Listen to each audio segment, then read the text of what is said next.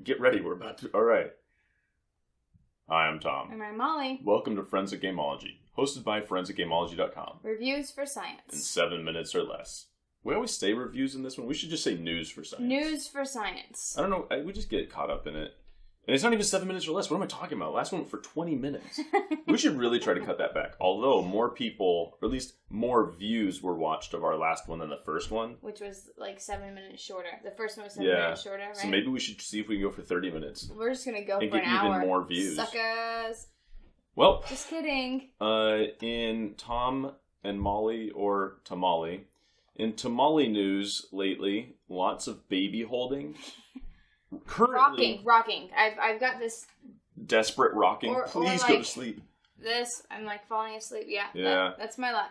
Whew. So a little uneventful the last couple weeks, except for that. There's some things we'll talk about, but I mean, if this only goes for 5 minutes, it's because do you really want to hear all about a baby for 5 minutes? But speaking of which, the baby is not in the shot, right? She is not in our arms right now. But if suddenly in the middle of this video she appears in one of our arms, because she started crying and woke up, and we had to just deal with it in the middle, and Molly did some editing magic. So I'm hopeful that by the end of this video, still no baby in the shot. Let's hope. Let's just do it. Let's just do it together, Internet. You and us. We're gonna make this happen. I wanted to say so we don't move from the tangent of our kids. We like to name our kids dinosaur names, which we've talked about. Thank you for your inputs, everyone. Whoever wants to get us anything for our babies always gets us dinosaur-related stuff. There's so much dinosaur stuff out there that I didn't know existed. That's true. And we just get it, and I think, what? But it's great, and it's fabulous. Dinosaurs are awesome. Obviously, we think so. But someone got us this sign. I don't know that you can see it. It says, "Let the world hear you roar." Who's someone? Lisa got us that sign. Lisa got us a sign. Lisa and possibly Lance? Like, they're married, so anything they do is though they each did it. Yeah, but I feel like Lisa. But I feel like it was way more Lisa than Lance. Maybe it was Lance. Maybe Lance is going to comment and be like, "I'm so insulted. Yeah, I saw that. I picked it out. Yeah. I bought it. Lisa just I'm happened to be giving you the benefit of the doubt, Lance. I think it was Lisa.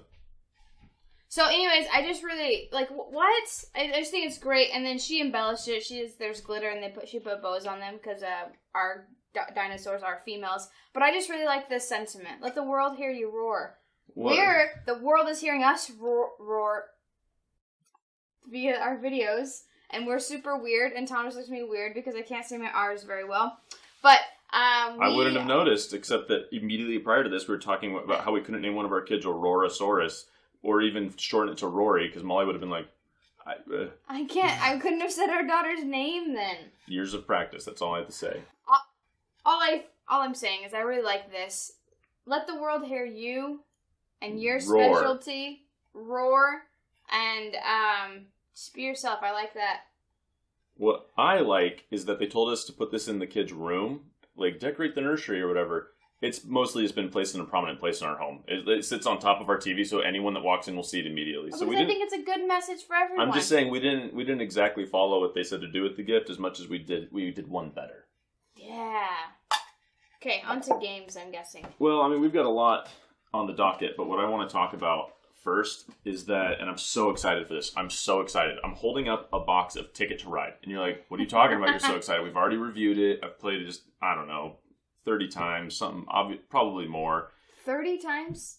You're saying you've only played this 30 times? Well, I'm saying maybe the other ones we've played more, and this one, I don't know. 30 times? Okay, maybe 30 times that 1 month when we got crazy. Yeah, right. We've played it so many more than 30 times. I just don't want to say like 100, because then people instantly assume hyperbole. Yeah, but 50 is a good amount. I think 50 is reasonable. Maybe 40. People assume hyperbole. My point being, I'm so excited. What I've done is this is a second copy. We got this secondhand, local, and I'm going to make Ticket to Ride Legacy. It's going to not be anything to do with Days of Wonder. It's not official. It's just an unofficial homebrew variant. So like, don't get crazy. House rules. Don't think this is some Days of Wonder announcement. No. We don't have any affiliation with them. Although I'd love some affiliation with Days of Wonder. Yeah. We love their games. Super good games. Well, Point being, I've homebrewed some rules for Ticket to Ride Legacy. I've decided just to do it with Molly and I, so it's only for 2 players. So it's gonna be a little different. But I mean, I've got it all up on a spreadsheet. And when we stop being so just horrifically sleep deprived, we're going to make this happen. And what we'll do, I was just going to film a whole bunch of the games, just do playthroughs. Then I told a friend about it, and he said that we should do recap, just a big recap. And I was like, I'm going to combine those. I'm going to do the playthroughs and a recap for each one, and then probably a recap for the entire experience. So that if you're not interested in watching playthroughs, but you're like, that sounds like a cool idea, then watch the recaps, or vice versa. You can just watch both. I'm so excited. This is the Legacy bug bit me hard. Like, when Risk Legacy came out, I was like, oh, let's just check this out. And I was like, this is amazing. And to be quite honest, we haven't even finished the campaign, and it's been several years. People have moved away and dropped out, and one came back. Yeah. And our group has changed, but we still played after all that. And we didn't finish it because it's Risk, and maybe I'm not the biggest Risk fan, but the experience is amazing. And then with Pandemic Legacy, we did finish, and we played, we finished on Christmas, I think. We played 4 games. We usually only ever played 1. Yeah, 1 at a time. 1 at a time. We'd play 1, and then, in a week, we'd play another one. That day, boom, we just finished. We got to finish this. It was just so much fun. So there are other Legacy games out there, and we're about to start playing Gloomhaven with Mark and Sarah. So happy they invited us, because I do not own Gloomhaven, but... yeah, we don't own it, no. But Mark said he wanted to play, and I am super stoked. Thanks, Mark. Shout out. But anyway, so the Legacy bug bit me hard, and I thought, man, after I read Daniel Solis's blog post about making any game a Legacy game, like some of his friends did Dominion Legacy, where they just wrote on the cards and whatnot, I was like, man, I'm going to make Ticket to Ride Legacy, which he mentioned, and I think I lifted 1 or 2 of his suggestions from his blog post. We should remember to link to the blog post in the liner notes, because you should go check it out. I don't know Daniel Solis. He's a game designer, possibly a game publisher, but definitely a game designer. I'd like to get to know him, but and maybe now this will be my avenue. Anyway, so you're in? This could be it. So I'm so excited. It's gonna be a lot of fun, and it's gonna be the only non-Legacy thing about it will be that I don't have anything to add. I'm just using what's in the box, so I don't have envelopes. When you open up Risk Legacy, this is not a spoiler. This is kind of known. The first thing you see are envelopes that you have to open with certain conditions. I don't really have that. I could hack pieces from our other games and whatnot, but I thought let's just keep what's in here. So there's no surprise as to what's going to happen in the future. Just choices. Yeah, it's just choices. They're going to be permanent choices. We're going to do the stickers. We're going to do the ripping up cards, the naming, the whole Legacy thing. I'm very excited. Very excited. So that's me. Let's push this out of the frame. What do you got, Molly Sticks? I have a couple. So I just wanted to bring up, we've already reviewed this, again, a lot of these games. But I played it recently, and it's quickly becoming one of my go-to games. Dingo's Dreams. Yeah, for 4 players, it is easy to teach, it's easy to play, and not easy to win. No. Therefore, makes it a great intro game, right? Because you're like, oh, I know exactly what I need to do, meaning I know how to play the game very easily, but I don't know how to win, and so I'm super interested in trying to figure out how to win. It's very, and we talked about this in review, cognitive. It's a heavy cognitive load sometimes to try to figure out how to get those patterns. And everyone we've played it with has really enjoyed it. And they always comment on the art of how great it is. So, because it is a very pretty game. And it has animals, very cute animals. So, shout out to Dingo's Dreams and Red Raven Games. And, Alf Siegert. And then Ryan Lockhart did the art of Red Raven Games. And so, shout out to them for making a great game that everyone that we've played with has really enjoyed. Yeah. So a while back, we put on Patreon that we would do a Star Wars RPG campaign if we reached a certain number of dollars a month, whatnot. Well, the dollars never came, but we got too excited and we just did it anyway. So we did a Star Wars campaign, and with Dave and Stephanie and Austin and Molly and I. And we just did it for several months, and we got characters, and it was fun. We were having a good time. We recorded it. Some of the recordings didn't work, which was horrible, because that was when I was at my best. And you know what I'm talking about. Yeah. I killed those tree cats by myself. No, and you had your droid. My droid who shot me, because his aim was so off. But then we listened to it, and that one was a corrupted file. We still have it, and you can barely hear it, and I'm probably still going to post it. But good. But we had to editing. We had to re-record that one, and I didn't do so well in the real recording. In the alternate universe, I was amazing. But anyway, it got to the point where we were like a real RPG group, where we wouldn't meet for 6 months at a time because somebody was absent. So we were like a real RPG group. Because the shtick that we always say in the beginning is we're RPG noobs. It was the first RPG a lot of us had played, or the second or whatever. And so that was kind of our shtick. I don't know if we're going to still do that because a lot of us aren't noobs anymore. And we're incorporating 2 people. One who is, one who isn't. Yeah, I don't know. Anyway, we're back. We're gonna start this up again as soon as Megalodon sleeps through the night. As soon as we can get her to like be reliably asleep, or even if she can be worn on like a backpack, like an accessory, like children are. We will once we get there, we're gonna start recording these and we'll put them up for real. And the old ones with our old group, I mean, we might be able to squeeze out 10 or so episodes of it, but we'll just probably put those up as bonus content or whatnot. But I'm excited about this. Ticket to Ride Legacy, unofficial, homebrew, and Star Wars Edge of the Empire role-playing game. I've already played, I already know I like it, so I'm excited. And this time I think I'll be the game master. I think that's what we decided, yeah. Yeah, last time I wasn't. Dave was an excellent game master. That guy is so funny. You're going to I think you're going to enjoy listening to him when it comes on. Like, he's a hoot. So anyway, that's one of my other I'm excited for things. Yeah, I just heard our Megalodon squawk. I know. So I don't know. Should we hurry up and be faster, or should we just let her accept? squawk? Just accept. As soon as accept the inevitability of that she's going to be in this film in a second. Okay, just move on. I'm just going to quickly bring up 2 games. I played this recently. Love it. Lost. We reviewed Ghost Stories, didn't we? Yes, we've already reviewed it. Wu Fang got us again, and yes, we lost. And it was pretty devastating. We were on, of course, the easiest level. It was somebody's first time playing. Yes. Was it Natalie's? And Derek's. Yes, 2 people's first time playing. So, didn't count. The loss didn't count. But it still counts in my heart of It doesn't count in your heart. It doesn't count at all. Weren't you even here for the last video? Another game that didn't count as well that I recently played again is the good old standby Innovation. We've played this game so much. This is our second highest viewed. No. Boss Monster 2 took over it. This is our 3rd highest viewed video review of all time as of this video. Innovation was one of the first games. So if you look at, you can see our game shelf. We have a couple of game shelves you can't see. When we first started gaming, just a few years ago actually, we didn't have that many games, right? We bought all the Dominions, we had Power Grid, and then Innovation quickly became one of those 10 games we had. So we play this one a ton because it's super fun. And so we recently pulled it out again because Ethan has been wanting to play it. He finally got it in with the voting system. We played it, and a lot of us were doing very terribly. And then we weren't doing very terribly because we got to age 9 and 10 cards. So like we said in our video, don't give up. You can't quit. Ethan had a card that was like, if you have 20 light bulbs, you win. He was working on getting 20 light bulbs. I was trying to figure out how I could... Well, I was stopping the guy from winning immediately, and I was the only one doing that. I needed Emily and Ethan. They weren't there to help me, but I was drilling his score pile. He was sitting right here. It wasn't Tom. It wasn't me. It was Mark. It was Mark. He was sitting here, and I was drilling his score pile. I think he was ticked. He ended up winning, but on an alternate path, right? So he didn't do it based on score. So there's just... No, he totally did it based on score.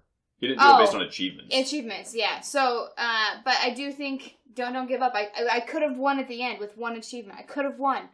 But, alas, it wasn't meant to be that time. So, I recently played Memory Match Game Frozen Edition. Disney Frozen. We have a couple of tablets, and I think most of them are free. I really do. Yes, I don't think all 4 of them, because it counted for our phones. Phones. None of them. Everyone's given us this stuff. Yes, we are not technologically, I'm not going to say savvy. We're just not We're not early adopters. Or even late adopters. We're the latest adopters there ever were. Hand-me-down adopters is what I think we would call us. The only smartphones I've ever owned were given to me by the same person. My friend just gives. Thanks, Sean. I appreciate it. So... But he's an early adopter, so he gets the new model. Like, what am I gonna do with this? Here you go. To the old, I'm like, thanks, man. Yeah. I was gonna be a dumb phone user for the rest of my life. But anyway, now we got all these tablets, and our daughter plays with them, and she plays Memory, and so we're like, we should get a Memory. And so actually, what did I do? I pulled out Lotus, and I got a couple of cards that looked similar, and I put them out on the table, and I tried to play Memory with her. She was really beaten up on these cards. These cards are too pretty to get beaten up. I mean, you should check this out. It's a pretty game. Nice game. We haven't reviewed it yet, but I think we're getting pretty close to have played it enough. Mm-hmm. I think I just haven't played it 3-player. Yeah. I don't know that I need to. Well, it changes the number of It cards, so does. maybe we do. That's probably easy enough to do. Also, I just want to quickly say, I know we mentioned wanting to make this shorter than 20 minutes. I don't think that's going to happen because our timer just turned off, and it turns off at 15 minutes.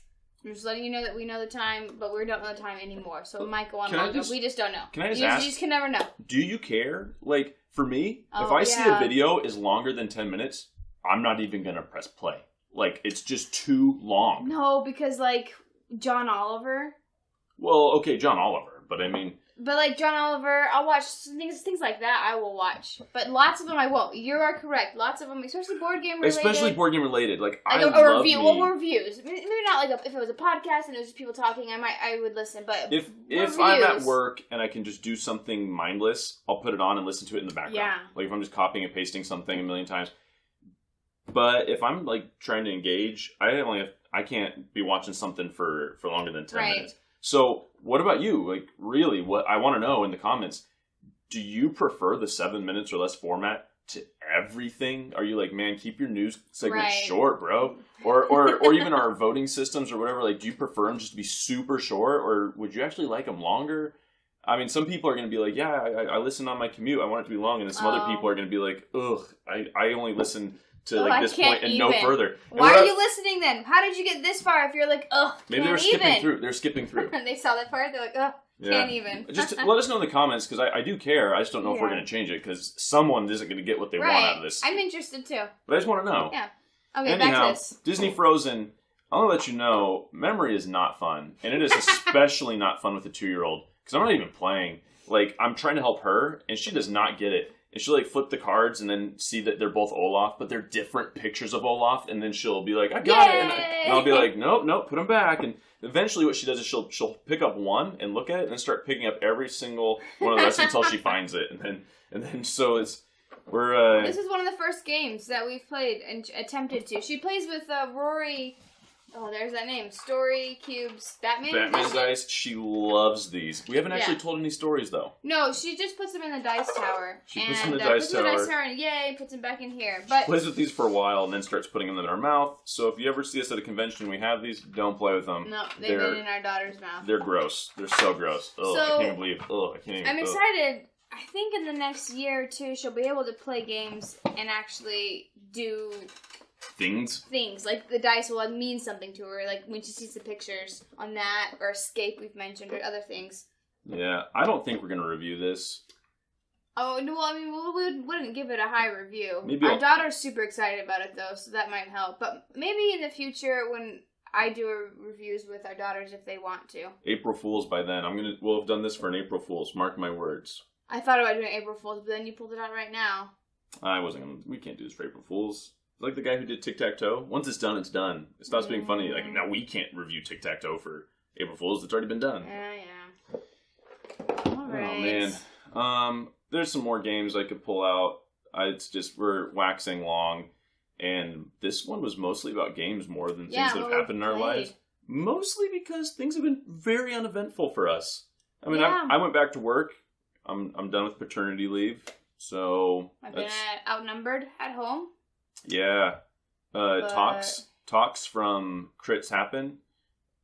Crits Happen. Oh boy, I'm going to be so embarrassed that I said it twice and I said one of them wrong. Talks from Crits Happen. We went by his place the other day and he told us, he's like, oh, you got the 2 new little ones. And he's like, yeah, before you outnumbered them. Now you're playing man. Yeah, you're man defense. One more and it's just total zone. But no more. I've got number 1 and I've got number done. This is it. This is too much. But my point being, Molly is totally playing zone when I'm at work. I'm zoning it up hardcore.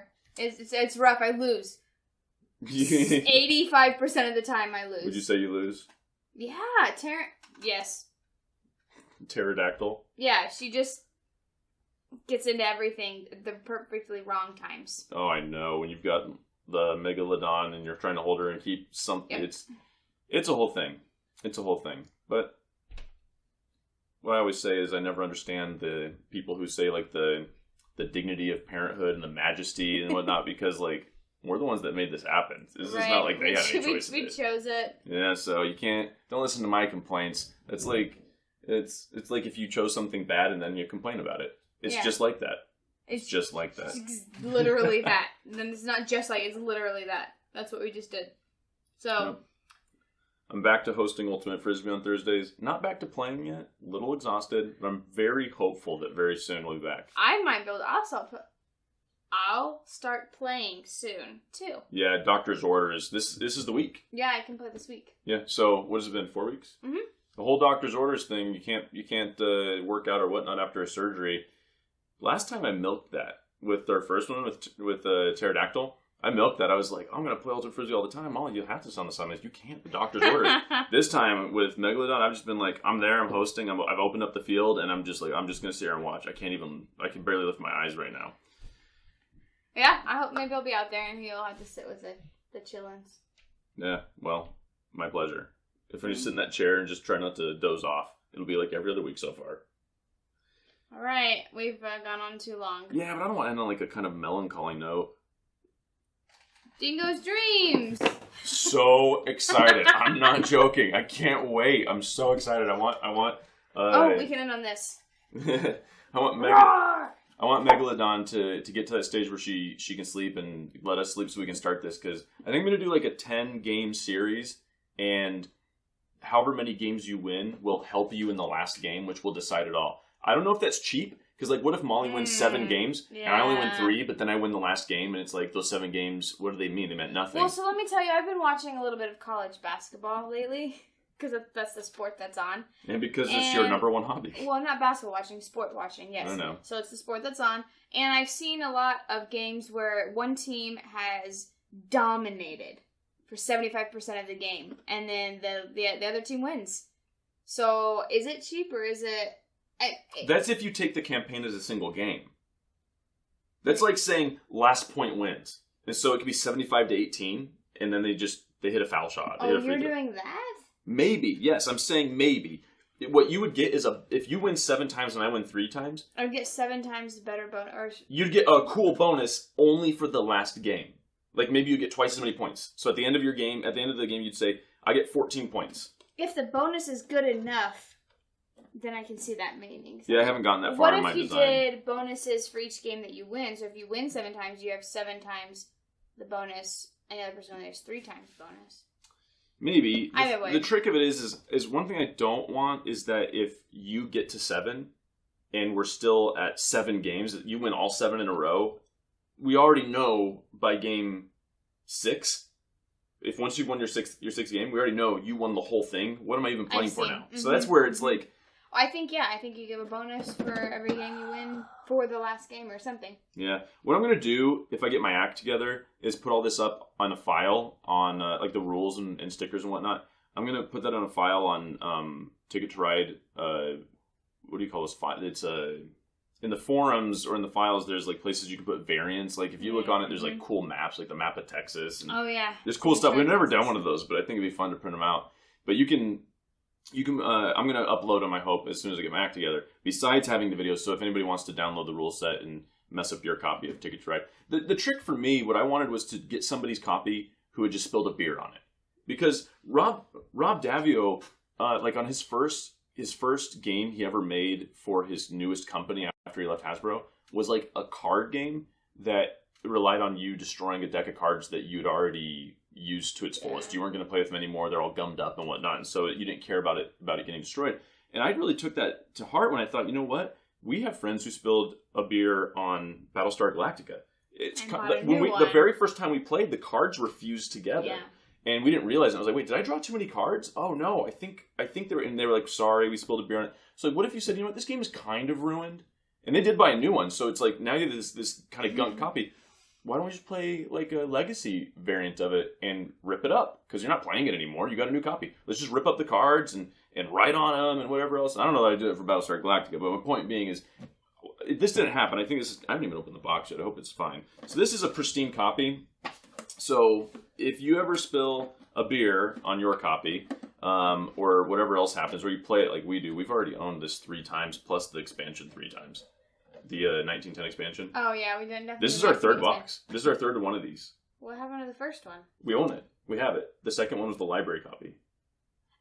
We traded it away because we already have one. We owned this 3 times now. And we owned the 1910 expansion. I knew we that. We played through one, got gummed up, gave it away. We have one in there, and we have the shrink one because we were like, what the heck? We need another one. Because we played this so much. I guess I shouldn't have said 30 times. My bad. 30 times after we watched. People think hyperbole. They're like, I don't even want to listen to this guy anymore. I can't trust anything he says because he said 100 times. Although I choose more than 100. Hyperbole. No. Point being, if you gunk up your copy of Ticket to Ride download the rules that I will eventually upload, hopefully, sooner than a year from now, and then play through, because as long as you only have 2 people, you can tweak it. It's whatever. This is an open system. We'll say that. It's open source. All right, we're ending on a high note. Happy note. Yeah. We've presented the evidence. You be the judge. Ba-dun-dun, ba-dun-dun, dun-dun-dun-dun-dun. Ethan Dom original.